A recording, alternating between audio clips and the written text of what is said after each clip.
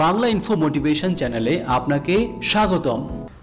খারাপ সময় আর কান্না আছে বলেই ভালো আর আনন্দের জন্য আমরা মুখিয়ে থাকি, কিন্তু যখন আপনার কিছুই ভালো লাগে না, খুব কঠিন সময় যাচ্ছে, ভাঙচুর করতে ইচ্ছে করছে, নিদেন পক্ষে উল্টাপাল্টা কোনো সিদ্ধান্ত নিয়ে সেটি ঘটিয়ে ফেলতে ইচ্ছে করছে, অথবা অপর পক্ষকে মনে মনে আপনি যেগুলো বলছেন সেগুলো চিৎকার করে শোনাতে ইচ্ছে করছে, তখন আপনি নিজেকে কিভাবে শান্ত রাখবেন, অর্থাৎ কঠিন সময় আপনি কিভাবে নিজেকে শান্ত রাখবেন, এই বিষয়ে বেশ কিছু পরামর্শ দিয়েছে বিজনেস গ্রোথ মেন্টর। চলুন আমরা জেনে নেই কঠিন সময়ে নিজেকে সামলানোর 5টি উপায়। 1. হুট করে আপনি এমন কিছু শুনলেন যাতে মাথাটা হিটারের চেয়ে দ্রুত গতিতে উত্তপ্ত হয়ে গেল। তখন আপনি কি করবেন? ঘর থেকে বেরিয়ে পড়ুন, খানিক হেঁটে বা দৌড়ে আসুন, যাতে শারীরিক পরিশ্রম হয়। হাঁটার ফলে এন্ডোরফিনস, অক্সিটোসিন, ডোপামিন, অ্যাড্রেনালিন এমন সব ফিল গুড হরমোন নিঃসৃত হয়, তাতে আপনার বেশ খানিকটা ভালো লাগবে। 2. যদি অফিস নিয়ে দিনের পর দিন প্যারা খান বা কিছুতেই অফিসের কাজে মন না বসে, এমন অবস্থার ভেতর দিয়ে আপনি যেতে থাকেন, তাহলে সব কিছু থেকে একদিনের জন্য ছুটি নিন। ছুটি নিয়ে ফোন বন্ধ করে কাছে কোথাও ঘুরে আসুন, বা আপনার যা ইচ্ছে করে সেটাই করুন। পুরনো বন্ধুদের সঙ্গে আড্ডা দিন, মনের কথা তাদের শেয়ার করুন, কিংবা পরিবারের সঙ্গে আনন্দময় সময় কাটান। 3. এমন একজন মানুষের জন্য কিছু করুন যাকে আপনি চেনেন না, ভবিষ্যতেও আর দেখা হওয়ার কোনো সম্ভাবনা নেই। আপনি যদি স্বেচ্ছায় কারো উপকার করেন, দেখবেন আপনার মনের মধ্যে এক ধরনের ভালো লাগা তৈরি হবে। 4.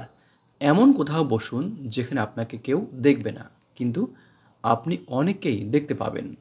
যেমন একটা কফি শপে বসে আপনি হয়তো ঘন্টাখানেক একটা গরম কফি হাতে ব্যস্ত রাস্তা, মানুষ এবং আশপাশ পর্যবেক্ষণ করলেন, অথবা আপনার অফিসেই আপনি এমন একটি জায়গা খুঁজে পেতে পারেন, বাসার ছাদও হতে পারে এমন একটি স্থান, যেখান থেকে আশপাশের ব্যস্ততা, মানুষের জীবনযাপন, এক কথায় হ্যাপেনিং লাইফ অবজার্ভ করতে হবে।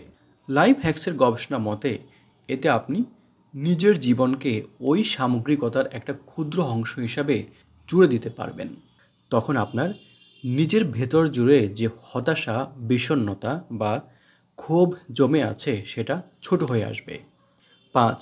আপনি যে অবস্থার ভেতর দিয়ে যাচ্ছেন সেই বিষয় নিয়ে লেখাপড়া করুন। ডায়েরিতে পুরো বিষয়ের খুঁটিনাটি লিখে ফেলুন। একপাশে আপনার নিজের শক্তিশালী দিকগুলো নোট করে রাখতে পারেন। পুরনো শখ, অভ্যাস বা কোনো সৃজনশীল কাজ নতুন করে শুরু করতে পারেন। পুরনো সেরকম কোনো শখ না থাকলে নতুন করে শুরু করুন। এমন কিছু করুন যেটা আপনি ছোটবেলায় করতেন। তখন জীবনকে সিরিয়াসলি নেবেন না, আনন্দে থাকুন, নিজের সঙ্গে কথা বলুন, নেতিবাচক আলাপচারিতা থেকে দূরে থাকুন, পর্যাপ্ত ঘুমান। 8 ঘন্টা ঘুমিয়ে উঠে দেখবেন আপনার মন অনেকটাই ভালো হয়ে গেছে। মনে রাখবেন, জীবন একটা ভ্রমণ, সেই ভ্রমণে ক্লান্তি, ঝুঁকি সবই আছে।